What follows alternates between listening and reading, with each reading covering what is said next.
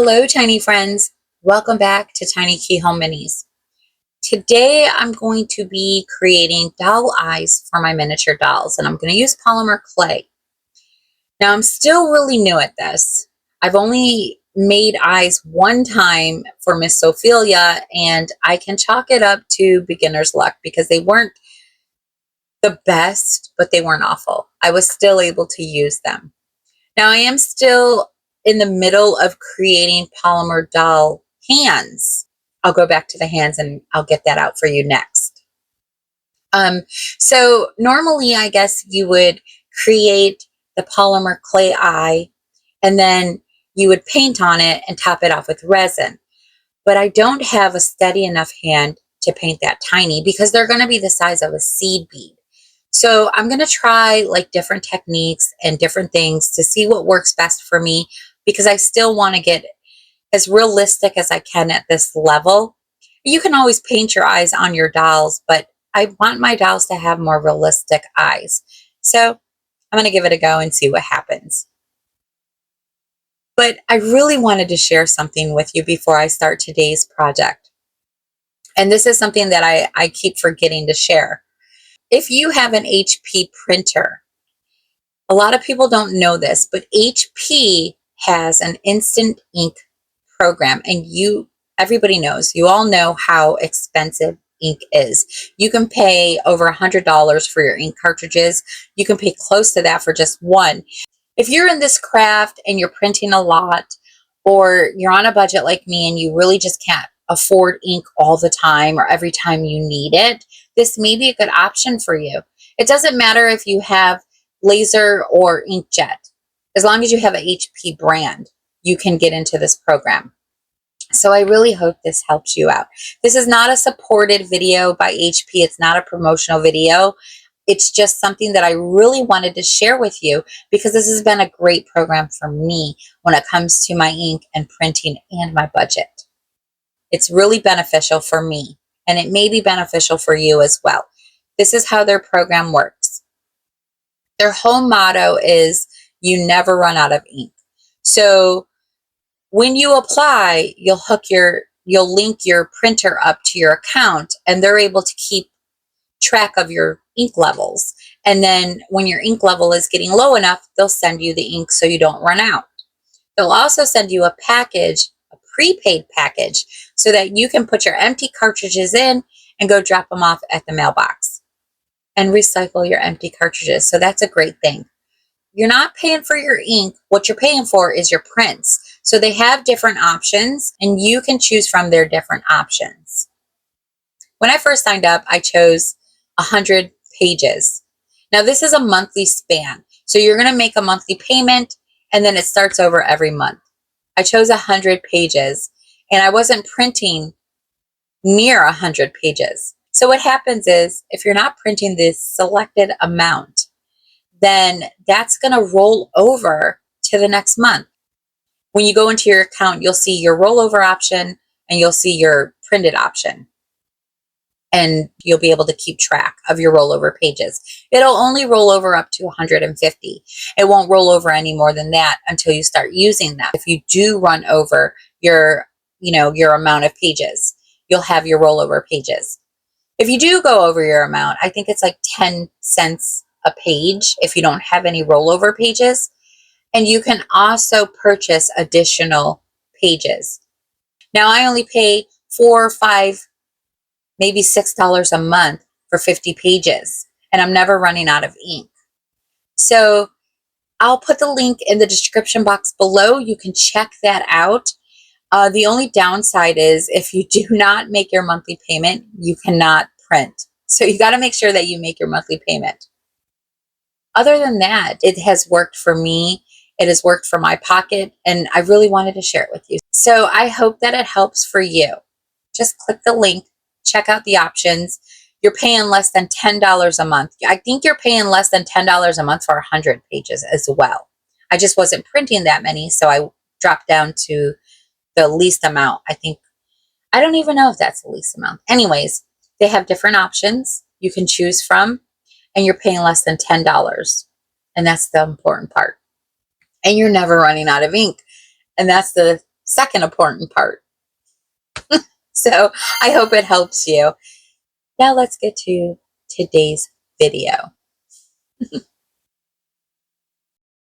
Okay, so here I am working on my second batch of eyes. I'm going to show you my first batch. I painted these ones, and it was a challenge to paint these ones, and they're not too bad. I may be able to still use a few pairs of these, but they are bigger than I was going for. But the process for this was I dotted them with the black first, and then the color, and then a smaller dot for the pupil. And that's how I got the black ring around those. And then I topped them off with resin. They're kind of like the size of a large seed bead, but now I'm down to like a regular size seed bead. And this is the size difference. So they're not too much bigger, but they did look a little too big when I put them up to one of my doll heads. I think the biggest challenge for me, besides the painting, is trying to get two of these little beads to be the same size, and then trying to get them all to be the size I need them to be. For the batches that I am making, I want to do 4 different colors, and I'm going to do 4 pairs of eyes for each color. Okay, here you can see how tiny the bead of clay is. So it's a bit challenging to keep them this small and to try and get 2 that are the same size for each pair. I will say it is a bit tedious, but once you get going and after you've done this enough, you start to get into your routine and you just start to get into a groove. So it picks up a little faster, so it's not too bad. Okay, so I'm just rolling my little beads. Then I'm taking a small dotting tool, a little smaller than the size of the bead, and then I'm lightly pressing down right in the middle to create a little indent that's going to hold the color and the pupil of the eye. I'm not pressing too hard. I don't want to flatten it. I don't want to go all the way down to the other side. I'm just making a nice little indent. So now it looks like a little seed bead. I'm really not even sure if these eyes are going to work out for me when I go to place them inside a doll that I'm creating. So if that ends up to be the case, then I guess I'll just have to create the eyes as I go along creating the doll. But look what I found. A little eyelash. It ended up on the tray. And I must have lost it while I was creating little eyelashes. It just mysteriously, magically appeared. It's funny where things turn up. So going back to the eyes, if these ones don't work out after all this hard work, then I'll just do something really fun with these ones. I'll use them for my spooky miniatures. I'm still working on keeping my doll's head in the correct scale because I usually tend to create larger than the 1/12 scale thinking that I'm accurate. So I've been training myself to think of it in this way. If I think it's too small, then it's probably the right size. And if I think it's the correct size, then I'm pretty sure it's too big. I need to go smaller. Okay, so these ones are about ready to be baked. I bake them at 275 for like 4 minutes because they get rebaked when I put them in the doll. Okay, so they are all baked. And for these ones, I wasn't sure this was going to work out. So I just gave it a try anyways. What I did for the blue color is I use these tiny micro rhinestones, and I only had blue. So I have to come up with something different for the other ones. But I baked them right in there and they didn't get ruined. You know, I didn't know if that was going to work out or not, but it seemed to be just fine. They kind of look like they have a pupil when the light is reflecting on them. It looks like there's some black in there. I'm not sure if it's going to look natural or unnatural in a doll until I put it up to the doll. I thought it was worth giving it a try. Okay, for the other eyes, I'm going to color some resin and then use the resin as the color of the eye. I picked out this dark green, but I'm thinking now it might be a little too dark. I'll have to wait and see what it looks like when I mix it with the resin. I have some burnt sienna and dark yellow ochre. I'm not sure what I'm using the yellow ochre for yet, but this color here, I'm trying to get like a honey brown color with that. I actually want to add some of this antique gold rub and buff. And then I have a Cypress Umber Dark because I'm looking for a brown, but again, this might be too dark as well. So we'll have to see. I'm just playing around and trying to figure it out. Okay, I added a little too much of the green powder to the resin. So I'm going to try and lighten it up a little bit. I'm thinking I might need to switch to the lighter shade of green because this is like really dark.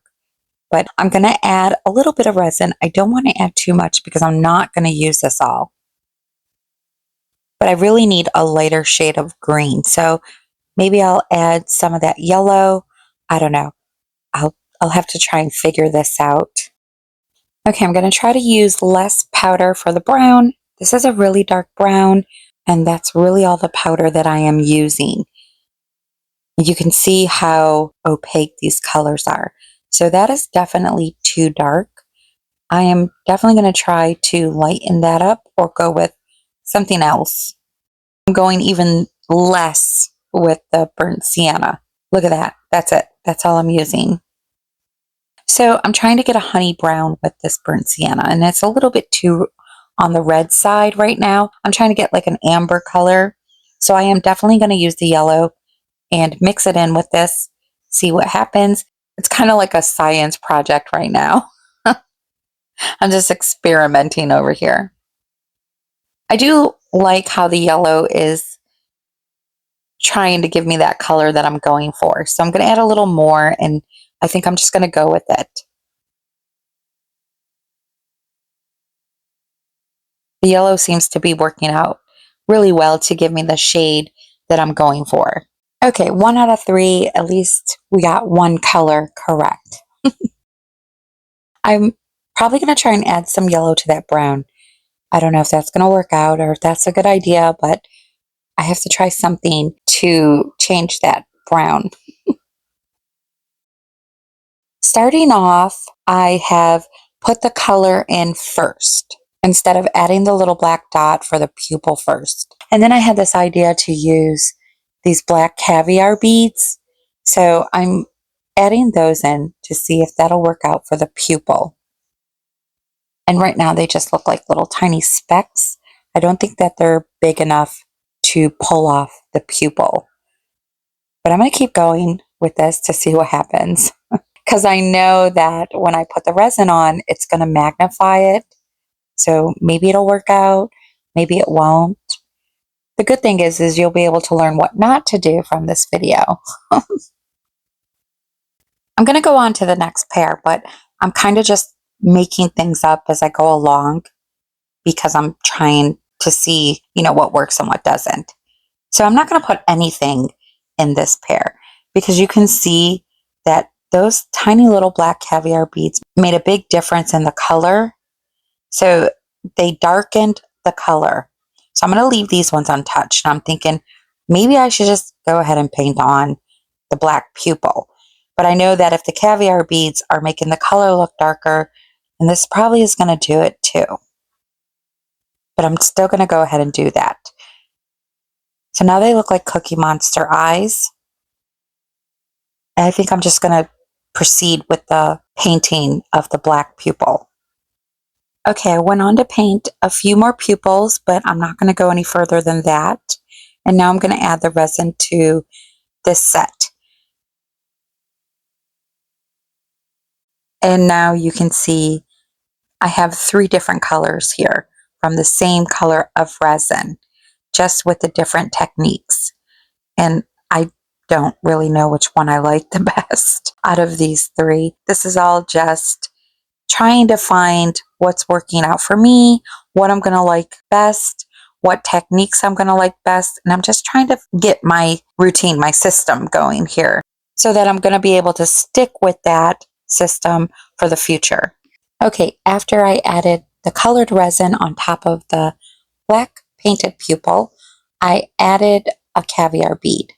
The painted black pupil does help to give that black ring around the color of the eye, but that's not always the case. Okay, so now that I know that the black darkens the color, I switched over to a lighter shade of green and I added more yellow on top of that.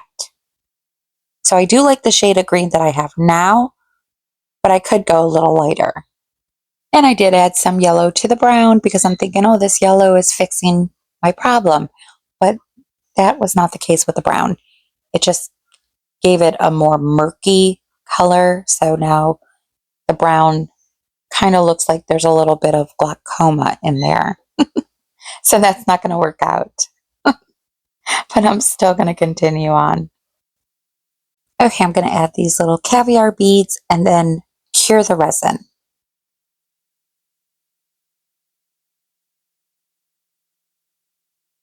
So the resin is cured. I'm going to swirl the sides around with a little more resin. And now I'm just using clear resin just to give it that wet, glossy look. And then I'm going to cure these as well. Okay, everything is nice and cured. All the steps are done. I'm just taking a very nice close-up look at these. And I'm really not feeling how the black caviar bead works as a pupil. I feel like the caviar bead is getting lost in the resin in some of these colors. So I'm going to try to add a pupil with my daughter on top of the resin and see if that helps a little more. This is tough. It's not always a cakewalk when you are new at something or, you're not sure how to get to where you want to go. But I guess this is part of the learning process and maybe the downside of that, trying to get to where you want to go, right? And I wanted to share the struggles and the trials and all of this, me learning what to do or what I need to do to get to that point. Because a lot of people say to me in the comments that, they want to make a doll, but they don't have the ability. They wouldn't know where to start. And, you just got to get in there and start trying and experimenting and find out what works for you. And you can see I don't know what I'm doing. I'm learning this as I go along. That's just part of the whole process in learning anything new. I was very intimidated in the beginning and now I feel a little more comfortable.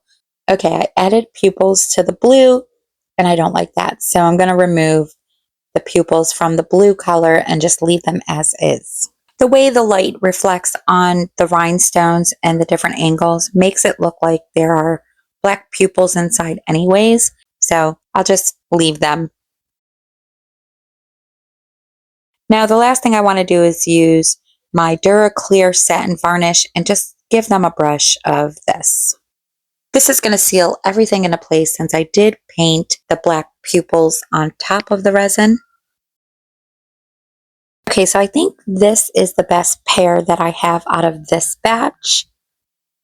And there's just tiny little pupils in there. Now that's the part that's, makes me nervous because I don't have a steady hand. And you really need a steady hand to get that pupil right in the middle and to get a perfect circle with the daughter. I really don't know how I feel about these yet. I really don't know. I'm not sure if I like these. I'm not excited about them. I'll say that. They're not too bad. And I'm not sure if they're better than the first batch that I painted on, but I don't know. I have them. I'm just really not sure that everything I just tried and all the different techniques are what I want to go with. So I don't know. I think that I'm going to go back to the drawing board is what I'm going to do. I'm not really moved by these. I'm not excited by these. I don't have that feeling. And that tells me that I need to keep trying until I feel that. And if I go to bed feeling like that, then the next day I wake up, I'm going to be starting all over again. And I think that's what I need to do. So I'm calling it a day with these, and I'm going to come back and try this again. See if I can get to that feeling of, all right, I love these, or okay, I like these a lot. All right, this is what I want to do. Okay, so it's the next day. Here we go. One last time, and then I'm just going to call it, quits until I come back to revisit the eyes. But I feel like if I don't get it in a certain amount of time, then I move on, I come back to it. These are all baked and ready to go. And again, I'm going to paint. I have my magnifying glasses on, which I didn't before, so I'm hoping that I get better results this go round with painting. I have a very tiny daughter. I have a detail brush. I still want to try and add the antique gold rub and buff. I'm using 2 different shades of green, 2 different shades of blue, and then I have my cinnamon, and then I have a brown, which is kind of like a maroon brown. I will say I did get better at creating the white eyeball itself, and I started to be able to feel the size difference with just rolling the clay in my fingers. I can tell if it was too small or too big. Now, I'm not sure if you can see the difference in the shades of green, but going from the top to the bottom, I got dark green, light green, dark green, light green. And these ones are looking a lot better. So I know that these magic glasses are working for me this go round. I've got all my color on. There are 2 shades of blue as well, my honey, my brown, and they look pretty good so far. Now, I didn't add the black pupil underneath, so I'm not going to get that black ring around the eye. I just feel like that's a step that I can eliminate because, hey, I'm still, a beginner at this. I'm not going to try and push it too much. I just want to get to the point where I'm having decent eyes on a consistent basis before I start getting into more advanced steps. I'm just going to take this slow. Normally, I like to jump right in head first, but I'm not going to do that this time. Okay, now it's time to add the gold rub and buff, and I'm using my tiny detail brush for this. And I want to try and get just little specks and flakes into the honey. I'm trying to give this color just a little more glisten, a little more sparkle to the eye.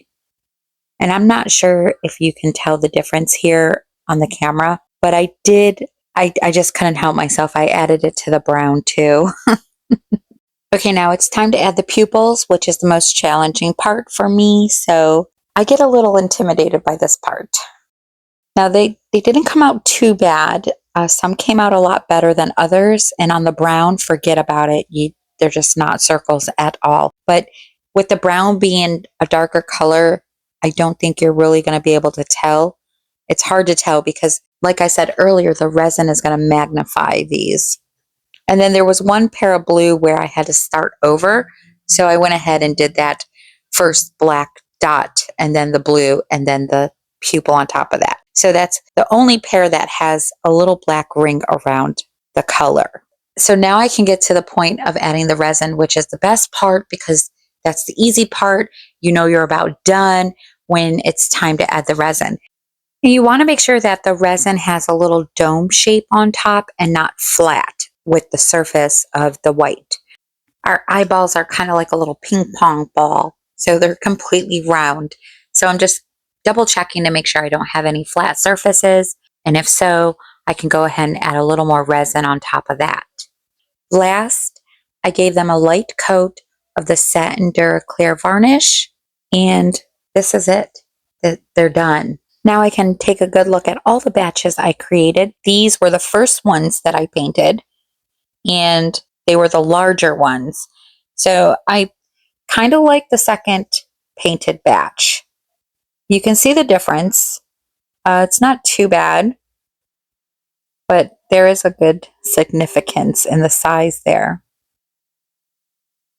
I didn't do too bad for the second time when it came to painting. I did a little bit of a better job, but I also had my magnifying glasses on. As for these, I'm probably just going to do fun projects with these ones. I may be able to use a couple pairs in this batch. I still want to try out that blue rhinestone and see how that looks. But yeah, tiny friends, that is it for these eyes. I'm ready to get back to the hands after all this. I feel like that's more of a cakewalk than this was. Okay, so I do like this last batch a lot better. I feel a lot better about it. I'm a little more excited about it. But again, I won't know for sure until I go to put them into the doll head. And that's going to be where the truth lies. So that is all I have for you today, tiny friends. I hope that you all have learned what not to do and would like to try to create your own doll or your own doll parts. I'd like to thank everybody for watching. I would also like to thank those of you that have bought me a coffee or several coffees and helping me achieve my coffee goal to get a 3D resin printer. I think I am at my first 100 and I just have, I think, maybe 5 more to go. But thank you all so, so much for helping me achieve that goal. And if you would like to buy me a coffee, you can click that link in the description box below. And as always, I'd like to welcome all my new subscribers. Thank you all so much for all your support. Until next time, tiny friends, I hope you all have a lovely day, and I will see you all on the mini side.